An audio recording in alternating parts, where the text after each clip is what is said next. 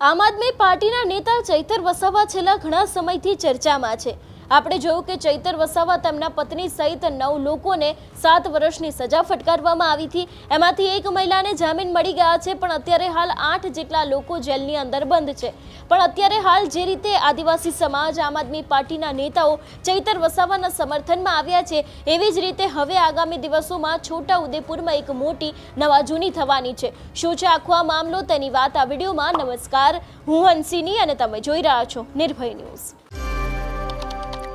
ચૈતર વસાવા કે જે આમ તો છેલ્લા ઘણા સમયથી ચર્ચામાં છે, તેમના કારણે અવારનવાર રાજનીતિ છે તે ગરમાતી હોય છે।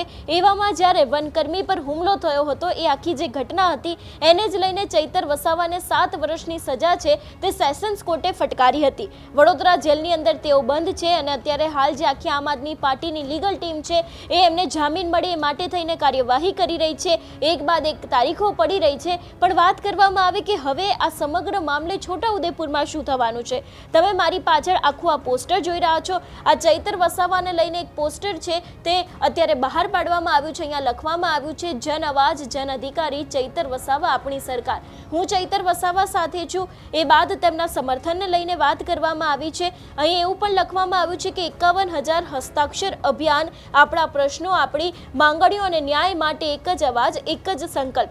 આગામી દિવસ એટલે કે 27/7/2026 રોજ છોટાઉદેપુર કલેક્ટર કચેરી ખાતે રજૂ કરવામાં આવશે। એટલે કે હવે આગામી 27મી તારીખે દરેક લોકો ભેગા થવાના છે અને તે જ લોકો ચૈતર વસાવાના સમર્થનમાં આવીને કલેક્ટર કચેરીએ જવાના છે।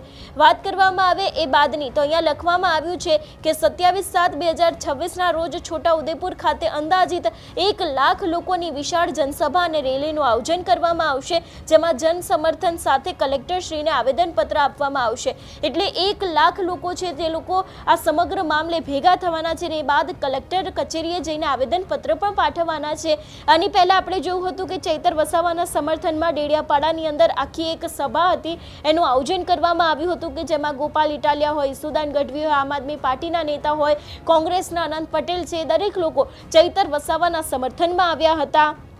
ઘણી બધી વાતને લઈને હુંકાર કરવામાં આવ્યો હતો, પણ હવે આજ છોટાઉદેપુરની અંદર ફરી એક વખત આદિવાસી સમાજના લોકો છે એ લોકો ભેગા થવાના છે અને મોટી સંખ્યા લગભગ 1 લાખની આસપાસના લોકો છે એ લોકોને વિશાળ જનસભાનું આયોજન કરવામાં આવ્યું છે, રેલીનું આયોજન કરવામાં આવ્યું છે અને જન સમર્થનની સાથે તે દરેક લોકો કલેક્ટરને આવેદનપત્ર આપવામાં આવવાનું છે। અહીંયા લખવામાં આવ્યું છે, ચાલો છોટાઉદેપુર, ચાલો ચૈતર વસાવાની સાથે ન્યાય માટેની લડત હવે બનાવશે જીત। એવી વાત છે તે અત્યારે હાલ અહીંયા કરવામાં આવી છે અને જે આખી આ વસ્તુ છે એ પણ અહીંયા હાલોલના વિધાનસભાના જે પ્રભારી છે એમના દ્વારા આ વાત છે તે નક્કી કરવામાં આવી છે। એટલે કે 1 લાખ લોકો છે એ લોકો હવે છોટાઉદેપુર છે એની અંદર એક આખી રેલીનું આયોજન કરવાના છે અને લગભગ મોટી સંખ્યામાં લોકોને ઉપસ્થિત રહેવા માટે પણ આહવાન કરવામાં આવ્યું છે।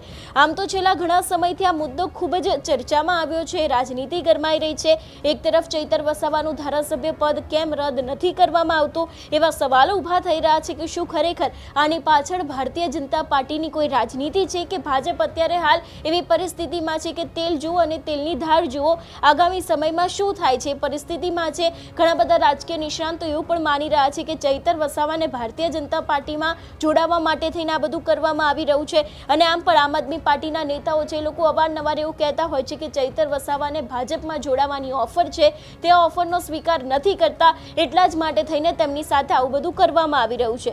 બીજી બાજુ આક્ષેપો એવા પણ છે કે આ વખતની સ્થાનિક સ્વરાજની જે આખી ચૂંટણી હતી એની અંદર આમ આદમી પાર્ટી આદિવાસી વિસ્તારની અંદર ખૂબ જ સારું કામ કર્યું છે। પછી નર્મદા જિલ્લા પંચાયતની એન્ટ્રી હોય કે બીજી નાની મોટી સીટો હોય એ આ વખતે આમ આદમી પાર્ટીને મળી છે।